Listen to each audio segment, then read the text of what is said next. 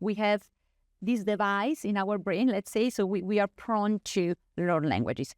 What happens in reality is how the language is taught. So one of the biggest linguists at the end of the 1980s, Stephen Krashen, he created this theory, the input hypothesis. He thought this is like, okay, why as a child we learn a language spontaneously? Why is it difficult when we are adult? So it has to be, there must be something different behind what happened in the brain, right? So we know there is this difference in the brain. As you grow up, it becomes a little bit harder. Something else that happened is the input. So he did this kind of experiments. If I take a person, let's say, I'll take you as example, okay? You want to speak Japanese.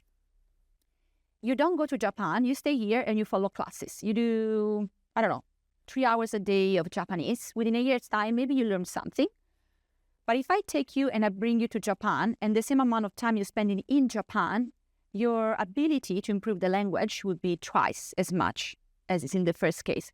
So he started to wonder, why is that? It's all have to do with the input. So you need to be surrounded by the input, okay? So when you're an adult, it's really important that you have as much exposure as possible to the language that you want to learn. But that's not sufficient. What he found out is that you need to have access to a comprehensible input. So the language needs to be comprehensible. Now the question is, how do you make comprehensible a language that you don't know? So I'll give you this example, okay? Can I take the pencil? Okay. Let's put the case. So this is a pencil. I will say this in Italian, okay? Now you know Italian, okay? Oh, I'll use Japanese actually. That's a good example. You don't know Japanese, right? At all. Never study. Never. So you have Well, actually, in year 8, I did, but my teacher would agree that I never studied. Okay, so you know nothing about Japanese. No. Okay. So I look in my eyes and I'm saying this. Korewa impizzu desu. You have no idea what I'm talking about. No. Korewa impizzu desu. Okay, so Stephen Krashen does a similar example, but with German. But I'm not able to speak German, so I can't use this example.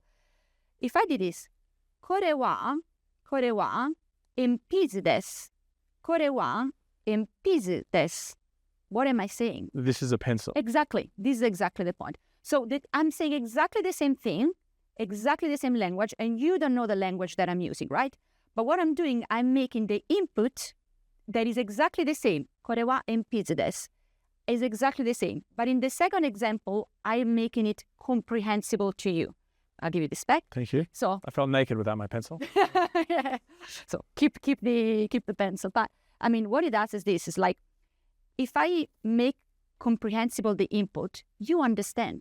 And how it's possible that you understood, but you never studied Japanese?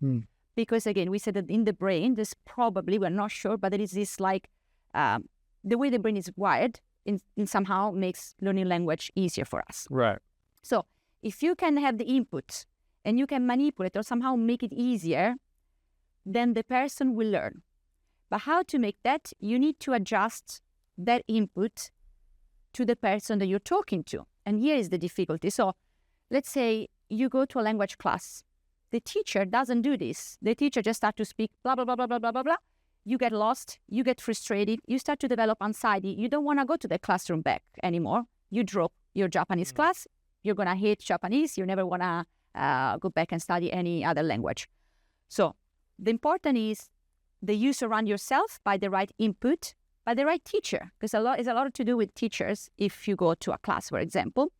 But again, that's not a sufficient condition. Then he discovered another thing. A lot of this has to do with your personality. Are you an introvert? Are you an extrovert? Apparently, your personality as well influences the way you learn. Right.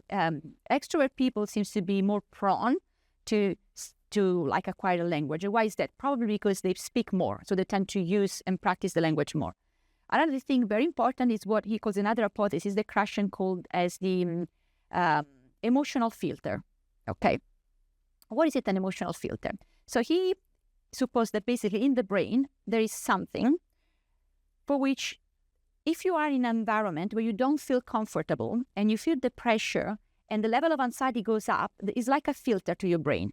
So if the anxiety goes up to a level that basically stops, that device that the Chomsky call LAD doesn't work anymore.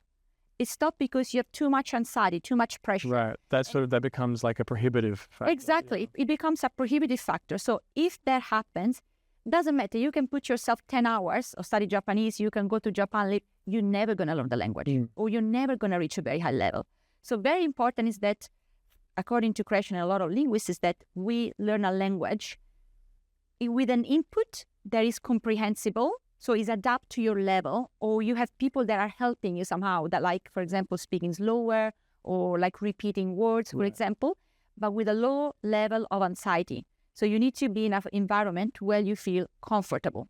So if you feel comfortable enough, and this is a lot of mistakes that you see in classes, for example, you study a language because you have to study, because it's part of your curriculum. What does it tell you? I mean, you're not going to have this kind of feeling towards the language, like, oh, I'm happy to study. You see the language as a subject. A source of pressure. There's a lot of pressure. There is exams.